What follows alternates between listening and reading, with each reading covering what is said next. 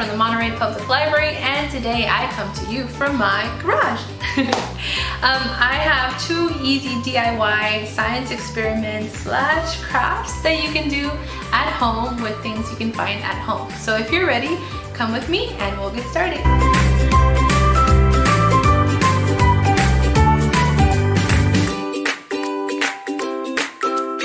So this is a magic milk experiment, and for this you're gonna need whole milk or 2% milk.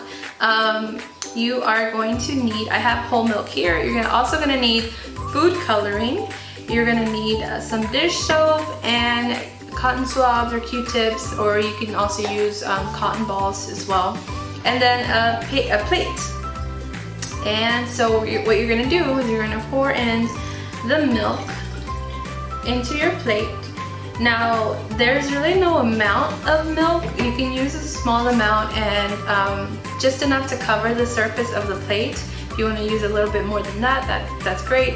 And then we're gonna get our food coloring, and you can choose which colors you want, and you can just put it all over inside the plate. And I'm going to move my plate here so my second camera can get a better angle of it.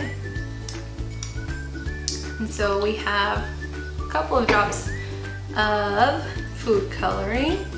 You can make any little pattern that you want on there. I'm going to use some yellow. It's funny, I know in my last video I kept calling this orange because when it's in the bottle it looks orange, but the top obviously has a yellow cap, so I thought that was pretty funny. But you know, we all make mistakes. Science is about experimenting, right? And figuring out what works, what doesn't work. So it's all fun in the end. All right, so now that we have our milk and we have our food coloring inside our milk, we're gonna grab our Q-tip, we're gonna dip it inside our dish soap, and we're gonna see the magic happens. Ready? 3, 2, 1. Whoa! How cool is that? You can move it around a little. You can just kind of leave it there in the middle. If you want to put some more dish soap, you can do that too. So what's happening is the fat molecules in the milk, well actually the molecules in the dish soap are attracted to the fat molecules in the milk. And so they are pretty much racing to get to the dish molecules are racing to get to the fat molecules, but they're all kind of doing this little race around. And so with all the racing, it's pushing the colors around. And so it makes this kind of explosion of colors there. So it's very cool. The dish soap is attracted to the fat molecules in the milk. So that's why if you want to use whole milk, it's better because whole milk usually has more fat. If you use 2% milk, that's okay too. It'll still work. Maybe not.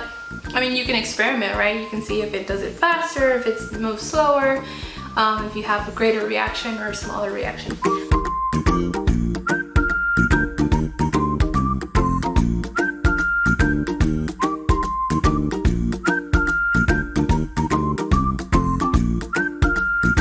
So for our next experiment slash craft, we are gonna do flowers with egg cartons. So Mother's Day is coming up, or if you have a special birthday that's coming up too and you wanna be a little more creative with your flowers, you can do that as well. So I pre-made one just to kind of have an example, but I'll show you what you need. So you're gonna need an egg carton like this. Depending on how many flowers you're gonna make, you might just need one. But if you need more, if you're gonna make a whole bunch, you can probably save up some more, and it's a nice way to recycle. You're gonna need some scissors. So if you're too young to cut with scissors by yourself and you don't have any safety scissors, then please do ask an adult to help you with this so they can cut the flowers out for you. You're also going to need some type of coloring for the eggs. So typically you want to use paint, but I do not have paint at home, so I'm gonna get creative, and this is where the experimenting comes along, because even though we are doing a craft, we're also figuring out different ways of doing the craft. So what I do have are some markers. I also have the food coloring that we've used in different and other experiments. So I think what I'm gonna do, so the way you start, you're gonna need, also if you have some of these pipe cleaners, you can use pipe cleaners. If you don't have, I happen to have some at home, but if you don't have any at home, you can probably just go outside and use any like twig from a tree, or if you have skewers from, if your parents might have any, then you can use that, or just even with some paper, kind of like roll it up and use it as a stem.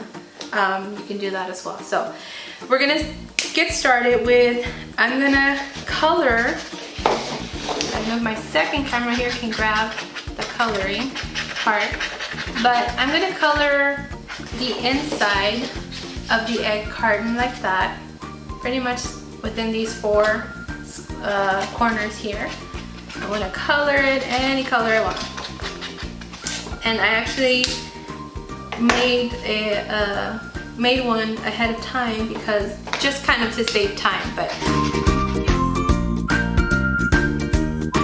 and the good thing about this is if you're doing it with markers, it dries up pretty fast. So once you cut it, if it still needs some coloring, then you can go ahead and continue to color it there.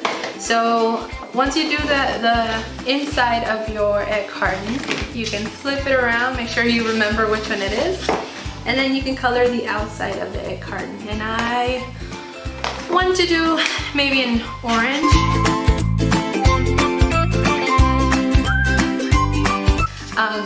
And again, for time purposes, I'm not going to color it completely, but as you can see, you can do it. It takes a little bit longer with markers. If you have paint, it's super easy, a lot faster. You do have to let it set and wait for it to dry before you cut it. So once you have it ready, and actually before I do this, I want to experiment. So I have a little, it's not a brush, don't tell anyone, but this is my makeup brush. Again, didn't have a paintbrush, so we're gonna see what we have at home. And I had an extra makeup brush that I don't use any longer, so I'm gonna use that to paint. But if you do have paintbrushes, awesome, use those. And then I have little containers here, and I'm gonna put the coloring, food coloring, in each of these containers, kind of like if it was my paint. So I'm going to show that here. There's red. Here's some green. Now you have to be careful with food coloring, because it does get everywhere and it can get really messy depending on how much food coloring you use. So I have those three colors there. And I'm going to get my little brush, and I want to use maybe a blue. So I'm going to get that blue, and I'm going to paint my egg carton like so. So I have that there, and see how easy and fast that was? That was pretty fast. So if you have actual paint, it'll be a lot faster. You just have to let it dry, especially with this. It has a little bit of water in the food. I guess I forgot to say that. There is a little bit of water, maybe like 2-3 splashes of water there. And so you're gonna have to kind of let it sit for a little bit and dry. And then with the food coloring, because it has that water, it does seep through, but if you let it dry on one side, when you come back to the other, you can probably color over it, which is again part of the science experiment, right? Where we want to figure out what works and what doesn't. But again, for time purposes, I'm just going to go ahead and color it and we'll see. So I'm going to use red here for the other side.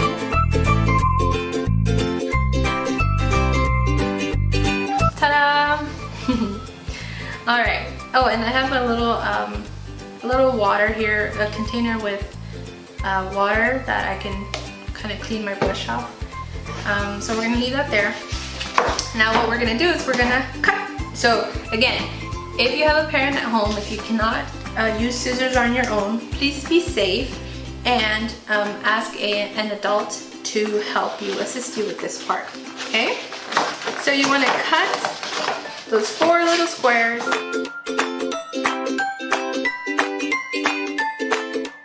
So you have this little corner there, this little part of your flower. And it already looks kind of like petals, right? You can see it there. And so we're gonna do so ideally you wanna let the one with either the paint or the food coloring, you wanna let it dry.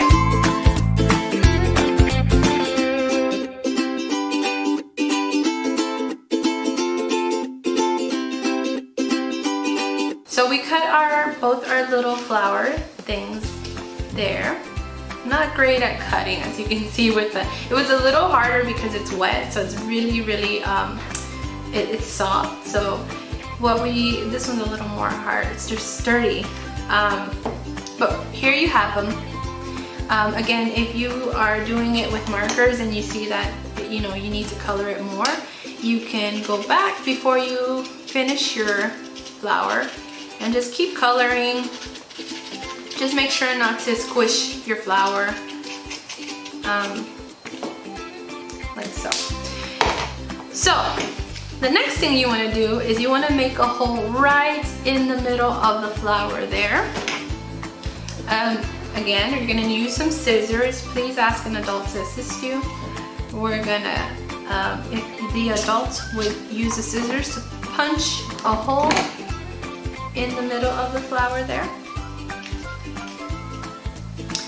And we are going to, let's see. So if you want to cut it to different designs, I'm gonna leave mine like this because it kind of already looks like a flower. I might cut a little bit more there. And then I'm just gonna put one of my pipe cleaners on here.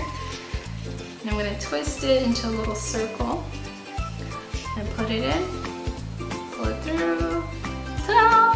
And it stays, and we have our first flower. Not pretty? And you can experiment with different colors. So for this one, say I want a different design, so you can probably have the adult cut it.